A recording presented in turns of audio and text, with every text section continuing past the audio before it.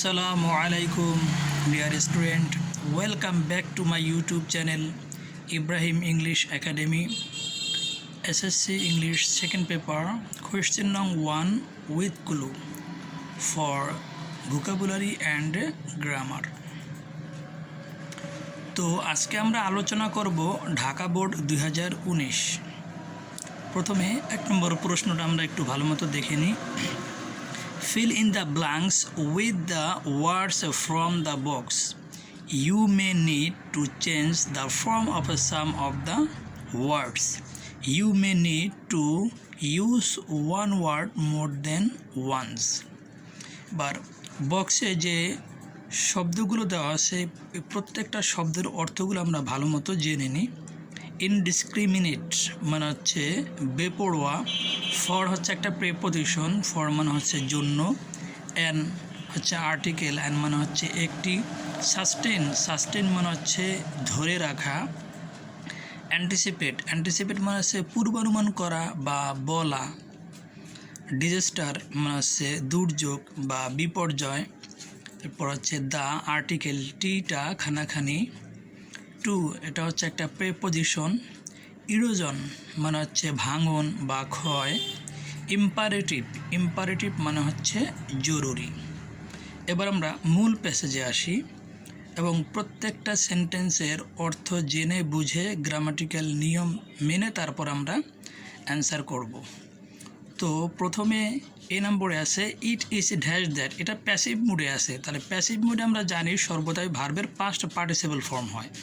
তাহলে it is anticipated that, অর্থাৎ এটা বলা হয়ে থাকে যে দ্য নিউ সেঞ্চুরি অর্থাৎ নতুন শতাব্দী ইজ নাও ফেসিং অর্থাৎ সম্মুখীন হচ্ছে ভেরিয়াস চ্যালেঞ্জেস অর্থাৎ বিভিন্ন ধরনের চ্যালেঞ্জের সম্মুখীন হচ্ছে। তাহলে এটা বলা হয়ে থাকে যে নতুন শতাব্দী এখন বিভিন্ন ধরনের চ্যালেঞ্জের সম্মুখীন হচ্ছে, স্পেশালি বিশেষভাবে এনভায়রনমেন্টাল ডিজাস্টার অর্থাৎ পরিবেশগত যে দুর্যোগ এটার সম্মুখীন হচ্ছে। Feeding the ever growing population, feeding মানে হচ্ছে খাওয়ানো, দ্য এভার গ্রোয়িং পপুলেশন ক্রমবর্ধমান জনসংখ্যাকে খাওয়ানো, ইজ এখানে একটা আর্টিকেল বসবে সেটা হচ্ছে the first and foremost challenge for Bangladesh. ক্রমবর্ধমান জনসংখ্যাকে খাওয়ানো এটা হচ্ছে প্রথম এবং প্রধান চ্যালেঞ্জ ফর বাংলাদেশ, বাংলাদেশের জন্য। ইট ইজ ভেরি ডিফিকাল্ট অর্থাৎ এটা হচ্ছে খুবই কঠিন, টু ধরে রাখা। তাহলে ধরে রাখা ইংরেজিটা হচ্ছে সাস্টেন। আমরা জানি টু এর পর সাধারণত ভার্বের প্রেজেন্ট ফর্ম হয়। তাহলে two sustain the current level of agricultural production, তাহলে এটা হচ্ছে খুবই কঠিন কৃষি যে উৎপাদন এটার বর্তমান অবস্থাকে ধরে রাখা। Because our agriculture land is being reduced, কারণ আমাদের কৃষি জমি বা কৃষিভূমি হ্রাস পাচ্ছে। ডিউ টু এখানে একটা অ্যাপ্রোপ্রিয়েট প্রিপোজিশন বসবে সেটা হচ্ছে to, due to human habit অর্থাৎ মানব অভ্যাসের কারণে, ইন্ডাস্ট্রিয়ালাইজেশন অর্থাৎ শিল্প বিপ্লব কলকারখানার জন্য, রিভার নদী ভাঙন, তাহলে ভাঙন ইংরেজিটা হচ্ছে ইরোজন, রিভার ইরোজন অর্থাৎ নদী ভাঙনের জন্য, এক্সেট্রা ইত্যাদি। বিসাইড এখানে বিসাইড হবে না, মূলত হবে বিসাইডস অর্থাৎ একটা এস যোগ হবে, ভুলক্রমে আসে নাই। Besides we are losing our forest gradually, তাছাড়া আমরা আমাদের বনভূমি ধীরে ধীরে হারিয়ে ফেলছি। Trees are being cut down অর্থাৎ গাছ কেটে ফেলা হচ্ছে, গাছ কেটে ফেলা হচ্ছে, এটা প্রেজেন্ট কন্টিনিউয়াস প্যাসিভ মুডে আছে। Trees are being cut down অর্থাৎ গাছ কেটে ফেলা হচ্ছে বেপরোয়াভাবে, তাহলে ইনডিসক্রিমিনেটলি।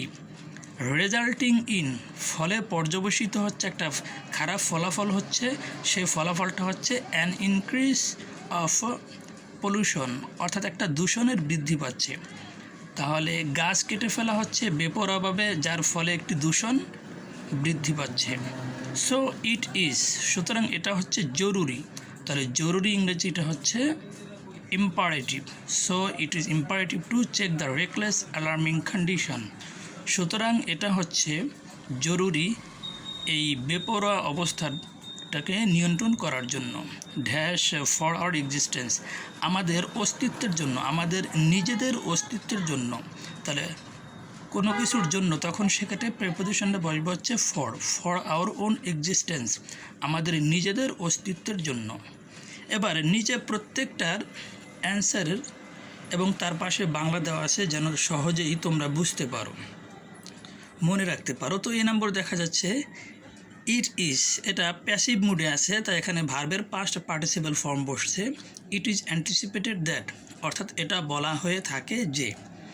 এরপরে বি নম্বর এনভায়রনমেন্টাল, অর্থাৎ পরিবেশগত দুর্যোগ। তাহলে দুর্যোগ ইংরেজিটা হচ্ছে ডিজাস্টার। এনভায়রনমেন্টাল আছে অ্যাডজেক্টিভ, আর এরপর একটা অবশ্যই নাউন আসবে এবং অর্থ অনুসারে এখানে আসছে ডিজাস্টার। এনভায়রনমেন্টাল ডিজাস্টার মানে হচ্ছে পরিবেশগত দুর্যোগ। সি নম্বরে growing population is the first, তো এখানে একটা আর্টিকেলের ব্যবহার আসছে, সেটা হচ্ছে দ্য, বেড়ে যাওয়া জনসংখ্যা হচ্ছে প্রথম।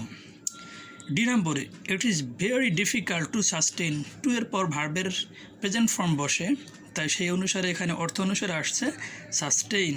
ইট is very difficult to sustain the current level, এটা খুব কঠিন চলতি অবস্থা ধরে রাখা। এরপর হচ্ছে ই নম্বর ডিউ টু, এখানে একটা অ্যাপ্রোপ্রিয়েট প্রিপোজিশন হবে, সেটা হচ্ছে টু। ডিউ টু মানে হচ্ছে কারণে, ডিউ টু হিউম্যান হ্যাবিট, অর্থাৎ মানুষ বাসস্থানের কারণে। এরপরে এফ নম্বর রিভার ইরোজন, অর্থাৎ নদী ভাঙ্গন।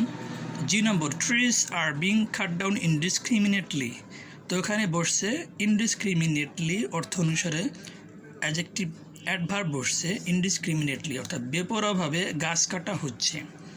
এরপর এইচ নম্বরে এখানে আর্টিকেল বসছে in an increase of pollution, একটি দূষণের বৃদ্ধি। আই নম্বর সো ইট ইজ, অর্থ অনুসারে এখানে আসছে ইম্পারেটিভ মানে হচ্ছে জরুরি। So it is imperative to check, সুতরাং এটা জরুরি নিয়ন্ত্রণ করা। এরপরে অর্থ অনুসারে এখানে আসছে ফর আওয়ার ওন এক্সিস্টেন্স, অর্থাৎ আমাদের নিজেদের অস্তিত্বের জন্য।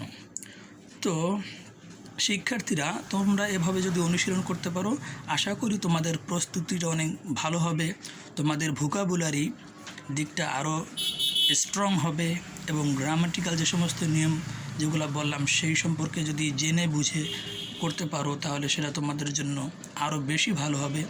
তো আজ এ পর্যন্তই, সবাই ভালো থেকো, সুস্থ থেকো, আল্লাহ হাফেজ।